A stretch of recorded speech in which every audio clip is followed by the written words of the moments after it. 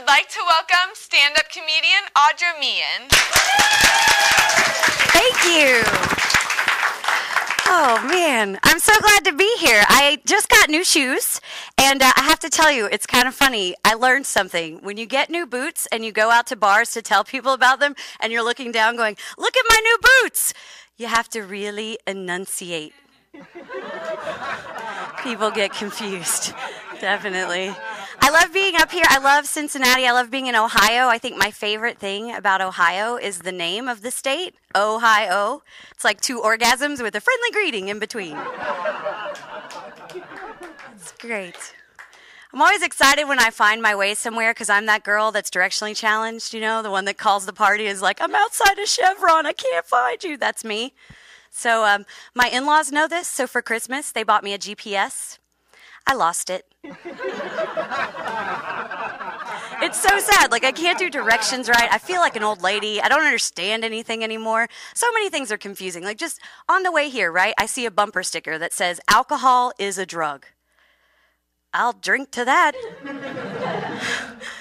That makes Earl at Liquor Mart my pharmacist. It's all on the up and up now, people. Yeah, there's lots of things like that I don't get. Like, I have friends that just got engaged, so they sent out a save the date. And it had, like, the Princess and the Frog theme on it, you know? But at the top, it said, she had to kiss a lot of frogs before she found her prince. Sluts finally found a keeper. Come to the wedding. Restaurants are doing this thing now where they advertise, our chicken is antibiotic free. I just want to ask, is that the best thing you have to brag about?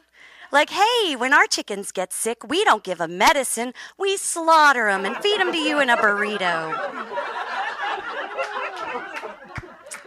Not so sure on that one. I also don't understand. People are doing this thing now where they name their kids everyday common names, but then they misspell them so they're unique. You know that thing people do where it's like, hi, I'm Tiffany, but it's spelled with a PH and an I. Yeah, I don't understand it, but I have to fit in, so I'm going to do it. But when I have a kid, I'm going to name him Schwa. But I'm going to spell it with that little upside-down E, like from the dictionary pronunciations. You know what I mean? So that way, whenever there's a substitute teacher, she'll be like,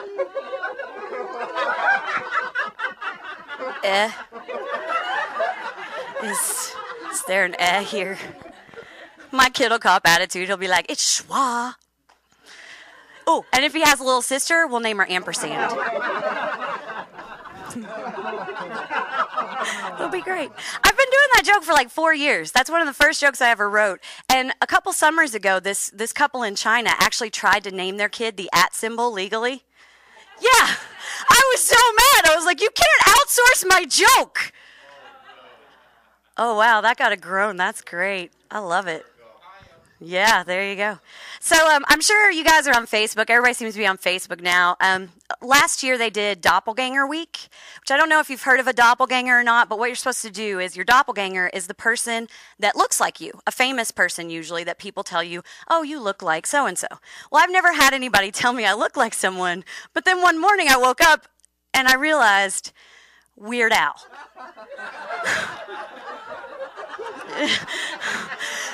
You laugh because it's true. I know. Yeah, I just went back to bed. You can't come back from a thing like that. I feel old. I feel, Weird Al is not a good revelation because I do feel like an old lady. I just celebrated my 32nd birthday, and I've decided that means it's time to start lying about my age. So I tell people I'm 48. Because I look darn good for a 48-year-old, people. When I have a Weird Al hair day, 52. I think if I ever do get pregnant, I'm going to tell people I'm 65 just to freak them out. Thanks. Last year was my husband and my 7-year wedding anniversary. Thank you. Don't clap for me. You need to clap for him. But he was really excited about it. And, normally 5, 10, 15, those are the big milestones. Then you get to 50 or whatever. And I thought it was so strange, but turns out he was just happy to pay his dues for breaking that mirror. It's not that bad. It really isn't. My husband and I met working at the Olive Garden, which we think is appropriate because when you're there, you're family. We figure it would have been a totally different story if we met at someplace like Joe's Crab Shack or something. It's still a very sweet story, just a little more itchy, really. Yeah. Oh, man. I remember I used to have a day job where I worked in one of those big office buildings that had the community area with all the Coke machines and that type of thing. And I remember walking in one day, and on the Coke machine, there were tons of little angry yellow Post-it notes. You know what I mean? Like they said, Gary, I lost 65 cents in this machine. Or like, Gary, this machine ate $2.86. I felt so badly for Gary. I mean, what about that bitch that put in $2.85 and then thought, hey, maybe a penny will dislodge it? Gary must be thinking, what? And now she has the nerve to want her penny back, you know? I wish I'd had my own little Post-it because I wanted to write him a nice note like, hey, Gary, I'm cool. Have a nice day. Or like, Gary, Coca-Cola. Ah, refreshing. Or like, Gary, this machine just gave me $5.86. Oh, I worked at an alcohol recovery center. Yeah, I took that job just for the irony because my husband sells liquor for a living. It's called job security, guys. I set him up and he knocked him down. It was great. Strike, what? Come on. You get 3, right? Yeah, so let's see. Different jobs, lots of different things. Oh, working with recovery, I always say can get pretty depressing. So I think it's kind of made me a pessimist. But my husband insists that's not true. He says I'm just a bitch. Who knew there was a difference? I don't really think I'm a pessimist. I'm trying to be an optimist. I'm trying to be a better person. I actually just read this book called Fish. Have you guys heard of this book? It's about the Pike Place Fish Market in Seattle. And the whole idea is that it's based on, there are these guys that are working with dead fish. Like they bring in the fish and they have to load them. It's gross, back-breaking, smelly. They hate it. But one day one of the guys decides, this is my job. I got to do it. So let's make it fun. So he starts throwing the fish through hoops and playing games and getting passersby involved and singing songs. And now the Pike Place Fish Market is a worldwide tourist attraction. It's huge, yeah. It's a great big thing. And I was like, being the optimist, we could really make use of this. Like if we did other jobs to do this. So I thought the first people we should do this with are the cops, right? Just picture it for a minute, okay? When the cops come up to pull you over, instead of that little red and blue light on top, they have like a black light and a strobe. And instead of a siren, there's like Lady Gaga playing or something. So they pull you over and they come up to your window, and instead of license and registration, they say, may I have this dance? So you get out and you're grooving with the cop, but he still has to do his job. He still has to write you the ticket. But the tickets could be so much more fun, right? Like instead of speeding, it could be for doing the hustle. Or like if you have a broken taillight, electric slide. I mean, you guys, I really think this could go well, because I know I definitely would rather pay a ticket for being a super freak than for public indecency. Firsthand, yes. Man. I'm trying to be an optimist. I'm also trying to get in shape. I've started running. I run at my gym, but I don't run on the treadmill because I've seen America's Funniest Videos. So that leaves me with that exhibitionist track that goes around the gym and all the other machines, Yeah, so here's what's happening. I'm all gross. I've finished my run. I'm going to leave. And there's this older gentleman on one of the elliptical machines, right? And I'm going to leave, and he looks at me and says, nice run. And this is where I don't think I should fit in society, because I have no idea what to say back. Like, what is the proper response? Do I look at him and go, nice ski-like motion? Right? And I mean, what were his motives there? Like, what about a run makes it so nice that it elicits a response, right? Like, did he see me running and he's a runner and he just wanted to tell me about a 5K that weekend? I don't know. Was I particularly bouncy that day and he wanted to be my sugar daddy? Because I'm just saying, if I can get the new iPhone out of that, I think I could talk my husband into it. I don't know. Was he like a hero worshiper and he was just thinking, maybe one day I can run on a real track? I don't know. I wanted to make up a survey and give it to him with all these questions, but I didn't because I was afraid he'd hand it back and go, nice survey. We've come full circle, people. Okay, let's see. Oh, I'm also trying to be healthier by not drinking. I've cut way back on my drinking because I feel like butt sex is not something you should be told you did the next day. Maybe it's just me and my high standards, but I feel like anal is not something you should be told about. Yeah.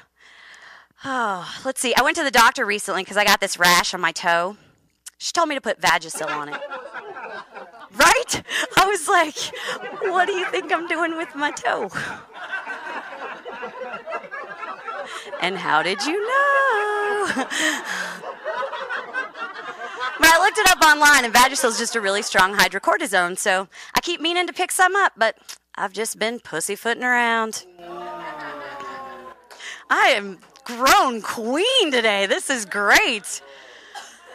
Speaking of pussyfooting, though, I feel very close with you guys now that you've groaned at all my jokes, so I'm just going to share. My vagina's name is Judy. It happened in high school. Here's what happened. There's this group of cheerleaders laughing about something, and I go up and I'm like, what's going on? And they said, that girl's name is Judy, and that's what we call it. And so it just stuck, and it was always fine until my aunt moved to Judy Lane. Now, every time I visit, I pull into the driveway, then out of the driveway, back into the driveway, then out of the driveway. I almost lost it. Thank you. I almost lost it when they put up a slippery when wet sign. Get on board. There's a couple more minutes of this Judy stuff, guys. It only gets worse from here. Judy's like my best friend. We're tight. Her next door neighbor, however, is an asshole. Sometimes she pisses me off. I give her the finger. I told you it got worse. Oh, Judy's working on becoming a ventriloquist. How you doing there, sir? You didn't even see her lips move, did you? Take your time on that one. Help your neighbor. Judy tried peanut butter for the first time and hated it, but it's cool because my dog loves it. That's a great one to close on, but that's going to be it for me, you guys. Thank you for being here. I really appreciate it. I'm Audra Meighan.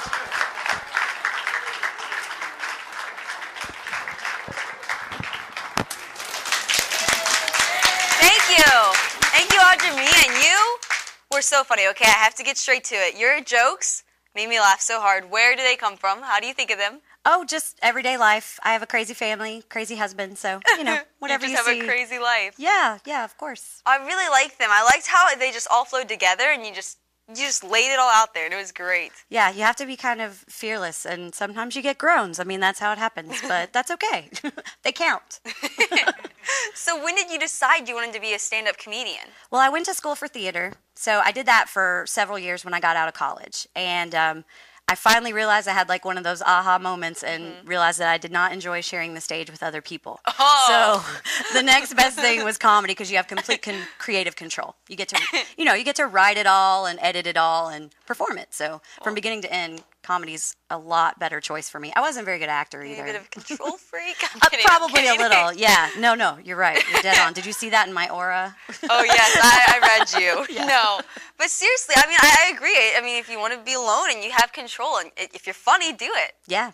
Or some people do it when they're not funny, but that's okay. Yeah, you just fake laugh. It's all good. Where do you like to perform? Or where do you perform most often? Where can people see you? Well, Cincinnati, Go Bananas is a great club. I'm based in Lexington, Kentucky, but we only have one club there. So I go to Louisville and Cincinnati quite a bit. And then my Facebook page, they can add me as a friend and see me all the time. I have a fan page. So. Just Facebook Audra Meighan? Mm-hmm. Exactly. Okay, everyone. Comedy Caravan is in Louisville. We also have the Improv there, so that's pretty nice. I come up to Dayton sometimes. Have yet to tackle Columbus, but trying to get the whole tri-state area. You're willing as to best travel. I can. Yes, always have to be if you're going to do comedy and be successful at it. Okay, well, we'll be looking out for you. Thank you, Audra, so much for coming on the show and making me laugh. Well, thank you very much. Thanks for laughing. Thanks, guys.